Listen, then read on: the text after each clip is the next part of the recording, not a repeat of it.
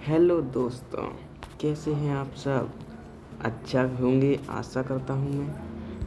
आप सब ने बहुत प्यार दिया मुझे, इसलिए मैं आ चुका हूँ अगले वीडियो पर आपके लिए मस्त वीडियो के साथ। ठीक है, तो चलिए आपको बताते हैं कि आज के वीडियो में हम क्या पढ़ाने वाले हैं। आज के वीडियो में हम पढ़ाने वाले हैं, याद होगा कि आपको हमने पिछले वीडियो में कंप्लीट करा दिए थे 6 क्वेश्चन आंसर एसएसटी के, जो थे मोस्ट इम्पोर्टेंट। वैसे ही कुछ इम्पोर्टेंट क्वेश्चन लेके आ चुके हैं हम इस वाले में एसएसटी के। ठीक है, तो आज हम लोग एसएसटी के क्वेश्चन आंसर को सॉल्व करेंगे। जो हमने 6 से कर लिए थे, आज हम 7 से करेंगे। चलिए बढ़ते हैं आगे की ओर। तो हमने 6 तक कंप्लीट कर लिए थे, आज हम कंप्लीट करेंगे अपना 7वां क्वेश्चन। आ जाइए 7वां क्वेश्चन। तो 7वां क्वेश्चन क्या है? गांधी जी ने, अच्छा थोड़ा बड़ा है, एक मिनट। क्या प्रश्न है? गांधी जी ने असहयोग आंदोलन क्यों स्थगित कर दिया? गांधी जी ने असहयोग आंदोलन क्यों स्थगित कर दिया? और दूसरी तरीके से आपसे पूछ सकता है, क्या पूछ सकता है? आपसे कह सकता है इस तरीके से अथवा में कि वर्ष 1922 में गांधी जी ने असहयोग आंदोलन क्यों स्थगित कर दिया। यानी कि 2 प्रकार से पूछ सकता है, गांधी जी ने असहयोग आंदोलन क्यों स्थगित कर दिया, एक तो इस प्रकार का। दूसरे प्रकार का, वर्ष 1919 में गांधी जी ने असहयोग आंदोलन क्यों स्थगित कर दिया। ठीक है, इस प्रकार से। तो आंसर क्या देंगे? 5 फरवरी 1922 को, ये डेट आप लोग याद रखना, 5 फरवरी 1922। 5 फरवरी 1922 को उत्तर प्रदेश के गोरखपुर जिले के चौरी चौरा नामक एक छोटे से गांव में, है ना, 5 फरवरी 1922 को उत्तर प्रदेश के गोरखपुर जिले के चौरा चौरी नामक एक छोटे से गांव में असहयोग आंदोलन के दौरान एक जुलूस निकाला जा रहा था। इसका नेतृत्व कर रहे लोगों पर पुलिस के जवानों ने लाठीचार्ज कर दिया, जिससे भीड़ आक्रोशित हो गई तथा उसने पुलिस बल पर हमला कर दिया। पुलिस के जवान अपनी जान बचाने को थाने में छिप गए। प्रदर्शनकारियों ने थाने को घेरकर जला दिया, जिसमें एक थानेदार और 22 पुलिस के जवान जलकर मर गए। इस घटना से गांधी जी अत्यंत दुखी हुए और उन्होंने असहयोग आंदोलन को वापस लेने की घोषणा कर दी। गांधी जी के इस निर्णय की अनेक नेताओं ने आलोचना की, किंतु गांधी जी अपने निर्णय पर अडिग रहे। तो आप लोग इन क्वेश्चन आंसर को एकदम बेसिक से याद कर लीजिएगा। ये क्वेश्चन आंसर आपके लिए मोस्ट इम्पोर्टेंट क्वेश्चन आंसर हैं। ठीक है, तो चलते हैं हम लोग अगले क्वेश्चन की तरफ। इसको हम लोग स्क्रीनशॉट चाहे तो ले सकते हैं। ओके, चलिए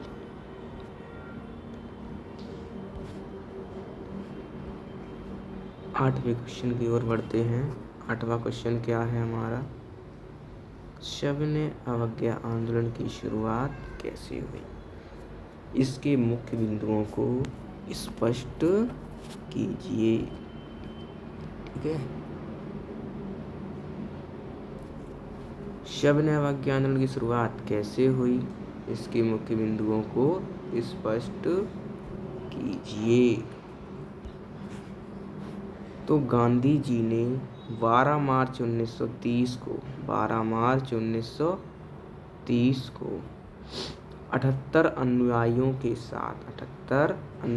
के साथ गुजरात के तटीय शहर दांडी के लिए गुजरात के तटीय शहर दांडी के लिए साबरमती आश्रम से अपनी यात्रा शुरू की। 6 अप्रैल को वह दांडी पहुँचे। समझते चलना कि गांधी, ये क्वेश्चन क्या है वो समझो। सविनय अवज्ञा आंदोलन, सविनय अवज्ञा आंदोलन की शुरुआत कैसे हुई, ये क्वेश्चन, ठीक है। तो गांधी जी ने 12 मार्च 1930 को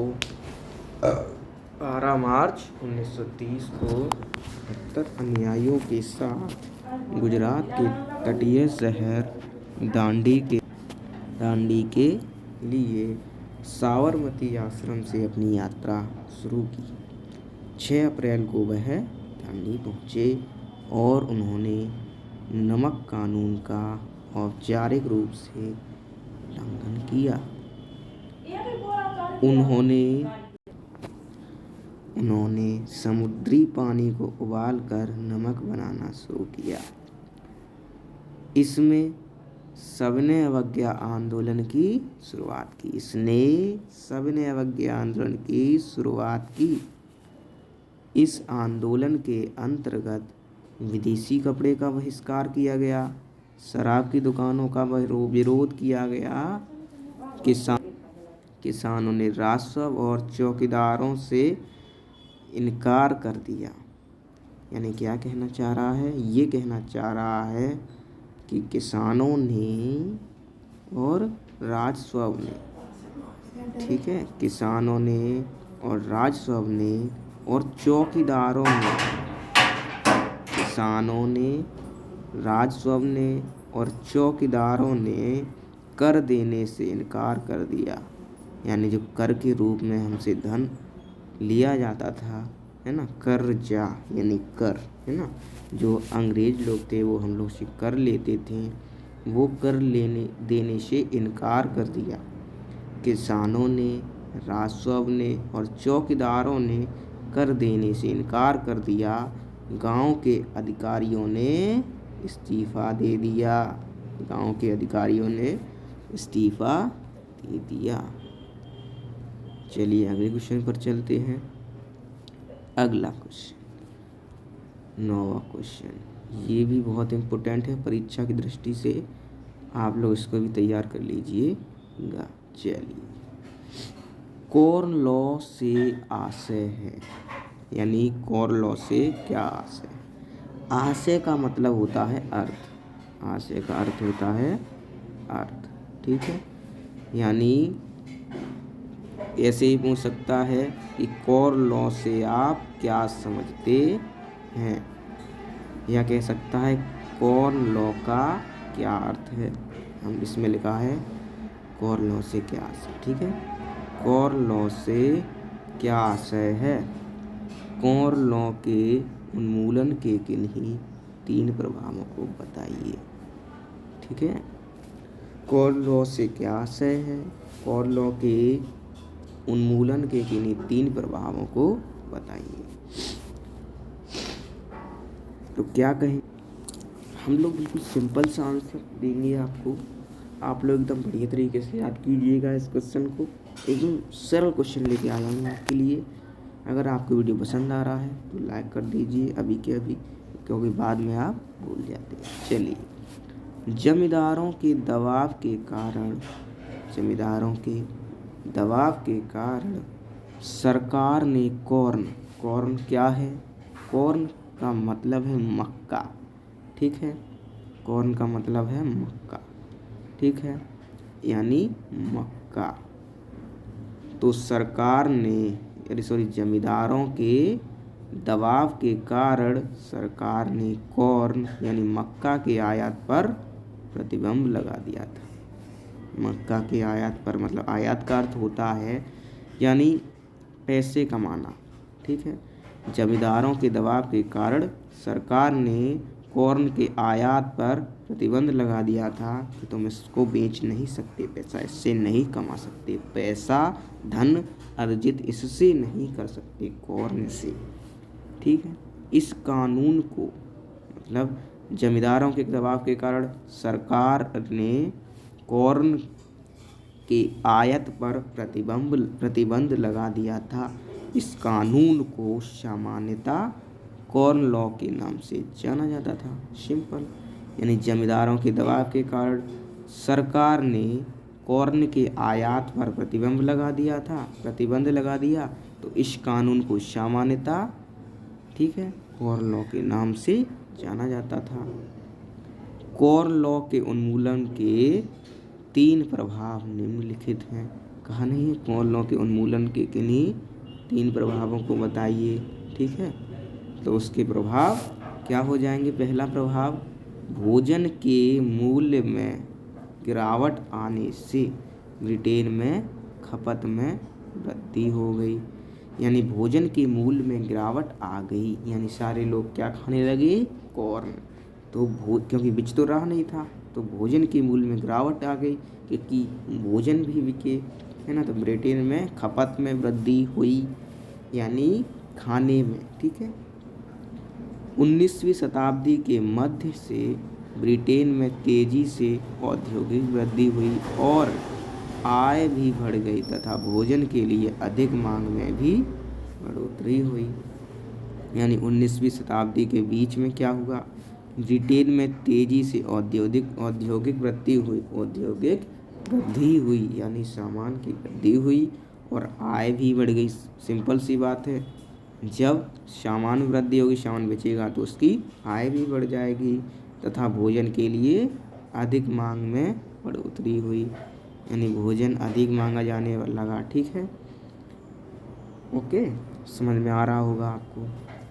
कृषि संबंधी उत्पादों का निर्यात करने के लिए, यानी देखो इसकी लाइन को आप थोड़ा समझ नहीं पाए होंगे।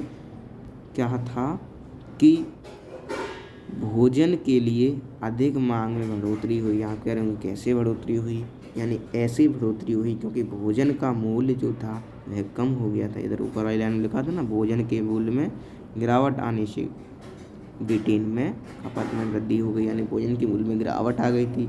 सभी लोग जो हैं 1 रोटी का 2 रोटी डबल कर दिए थे खाना अपना, ठीक है। 4 रोटी का 8 रोटी, इसलिए जो थी उसमें अधिक मांग की बढ़ोतरी हुई थी भोजन के लिए, ठीक है। भोजन के लिए अधिक मांग में, ठीक है। तीसरी, कृषि संबंधी उत्पादों का निर्यात करने के लिए, जो कृषि संबंधी उत्पाद थे, है ना, गेहूँ, धान, ये सारी चीज़ें के लिए रेलवे स्टेशनों व बंदरगाहों की ज़रूरत पड़ी, ठीक है। चलिए अगले क्वेश्चन की ओर चलते हैं।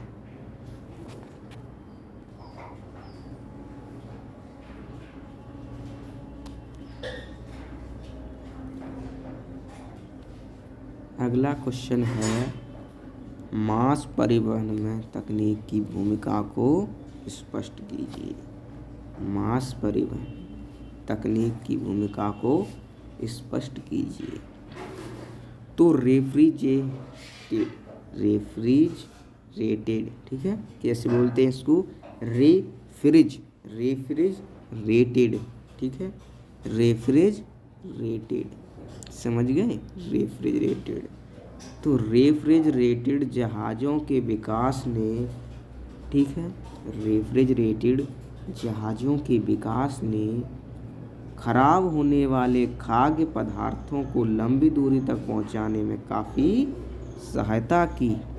रेफ्रिजरेटेड जहाज़ों के विकास ने खराब होने वाले खाद्य पदार्थों को लंबी दूरी तक पहुंचाने में काफ़ी सहायता की।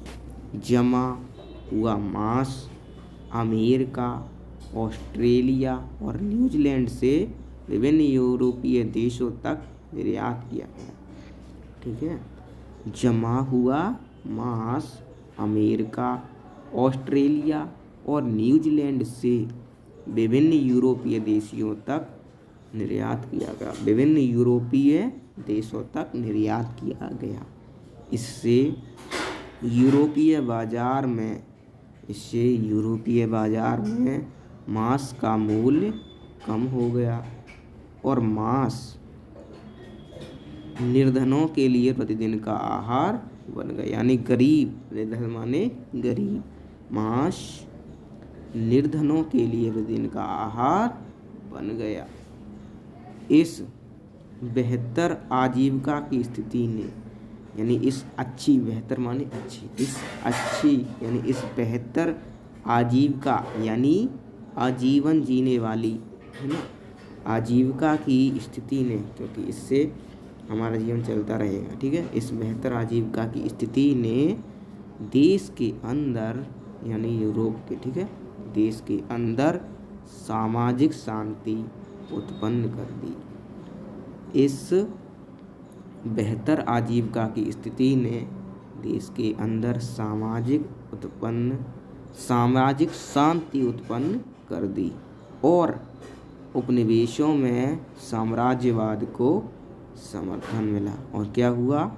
उपनिवेशों में साम्राज्यवाद को समर्थन मिला, यानी जो और भी देश थे हमारे बगल में उसके, यूरोप, है ना, उनको भी इससे समर्थन मिला, उन्होंने भी ऐसा ही किया, ठीक है। चलते हैं अगले क्वेश्चन की ओर।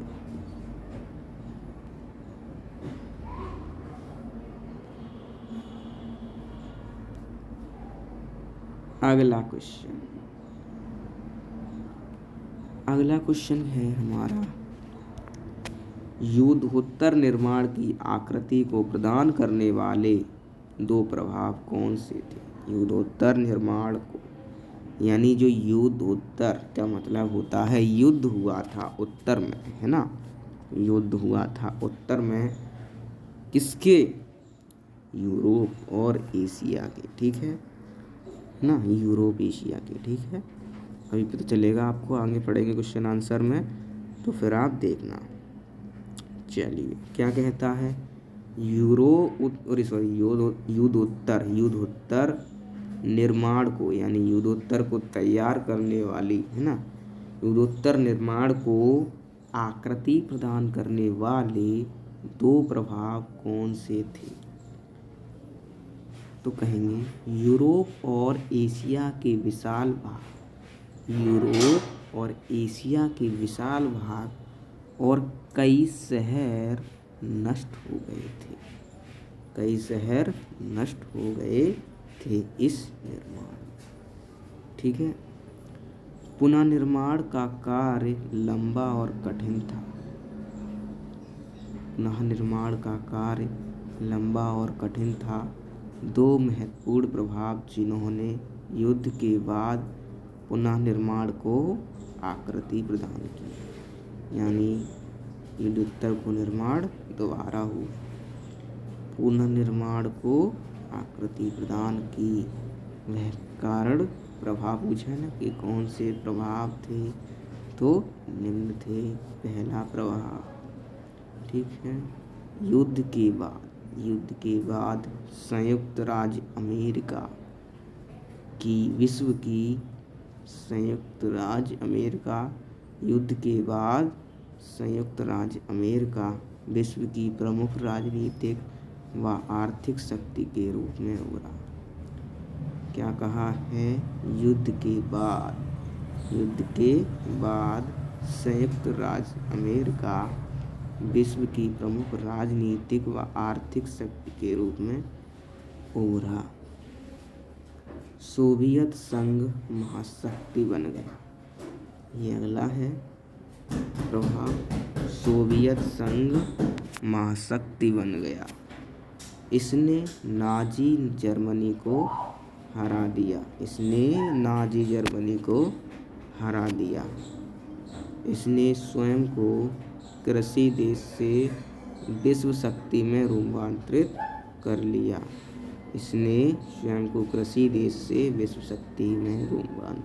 लिया, और यह कम्युनिस्ट गुट के नेता के रूप में पूंजीवादी अर्थव्यवस्था के लिए एक बड़ा खतरा बन गया, ठीक है। तो चलिए एक बार बात समझ लेते हैं आपके लिए। युद्धोत्तर निर्माण की आकृति को प्रदान करने वाले दो प्रभाव कौन से थे? यूरोप और एशिया के विशाल भाग और कई शहर नष्ट हो गए थे। पुनर्निर्माण का कार्य लंबा और कठिन था। दो महत्वपूर्ण प्रभाव जिन्होंने युद्ध के बाद पुनर्निर्माण को आकृति प्रदान की निम्न थे। पहला, युद्ध के बाद संयुक्त राज्य अमेरिका विश्व की राजनीतिक व आर्थिक शक्ति के रूप में उभरा।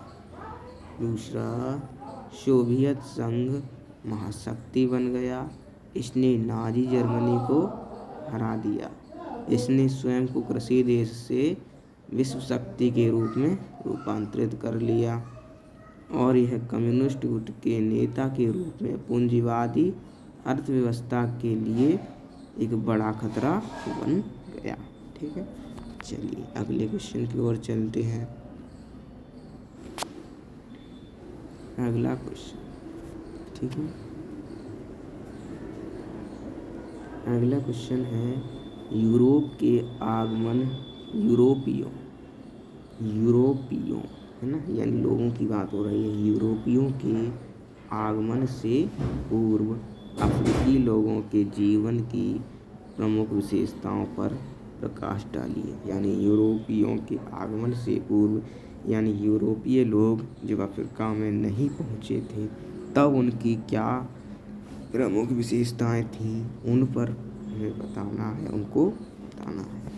तो कहेंगे यूरोपियों के आगमन से पूर्व अफ्रीकी लोगों के जीवन की प्रमुख विशेषताएं निम्नलिखित हैं।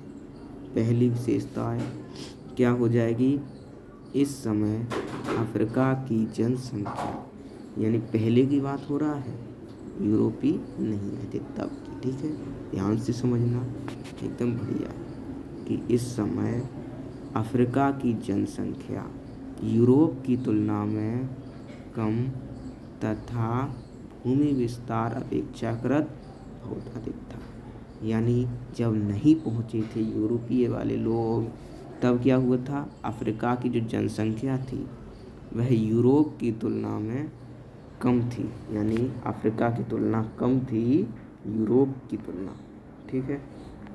तथा भूमि विस्तार अपेक्षाकृत बहुत अधिक था। यानी अफ्रीका का जो भूमि विस्तार है वह बहुत अधिक था। उसमें भूमि तो ज़्यादा थी लेकिन अफ्रीका में रहने वाले लोग ही कम थे। ठीक है, यूरोपियों के आगमन से पूर्व की बात हो रही है।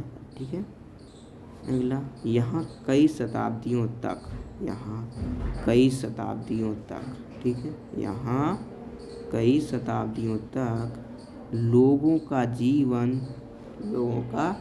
जीवन जमीन एवं पालतू पशुओं के सहारे ही चलता रहा।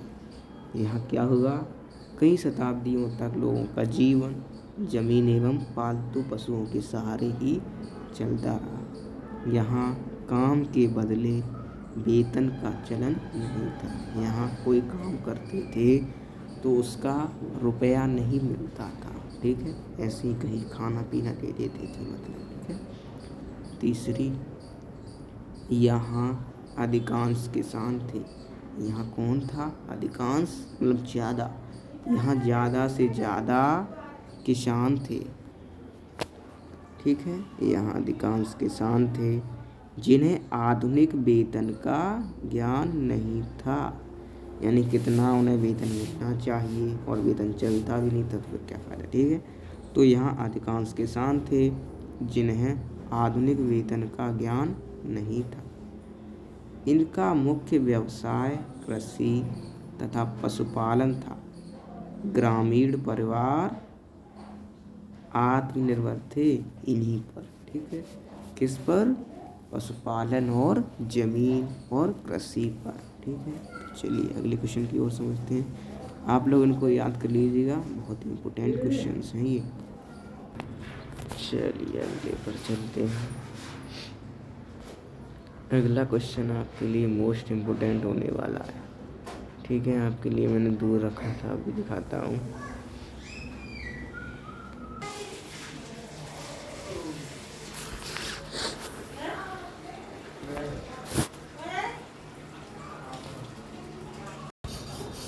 चलिए